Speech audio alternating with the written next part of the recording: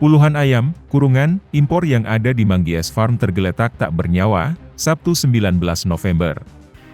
Diduga insiden itu terjadi akibat ulah anjing liar yang menerobos masuk ke area peternakan yang berlokasi di Banjar Mengesta, Desa Mengesta, Kecamatan Penebel, Tabanan tersebut.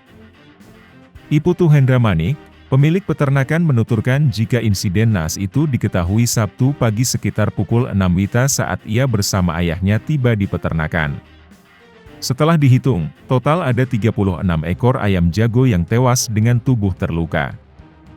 Adapun jenis ayam jago impor yang mati kata dia berbagai jenis, mulai dari Black Bonanza, Black Mamba, White Sambuaga, dan lainnya. Di mana ayam-ayam yang mati adalah yang posisinya terikat, sedangkan sebenarnya ada lebih dari 100 ekor ayam ada di peternakan tersebut yang usianya bervariasi. Ia pun menduga jika hal itu terjadi akibat serangan dari anjing liar yang masuk ke areal peternakan dengan menerobos tembok besi yang ada.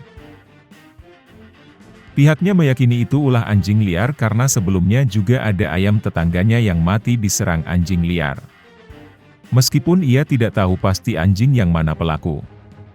Dan atas peristiwa itu, pria yang juga camat Selemadeg Timur itu mengalami kerugian mencapai 200 juta rupiah lebih. Sebab, satu ekor ayam jenis Black Bonanza di tahun ini ia jual seharga 6 juta rupiah. Hendra Manik menambahkan jika tidak akan melaporkan insiden ini ke pihak kepolisian dan menerimanya sebagai musibah. Tim Bali Express melaporkan.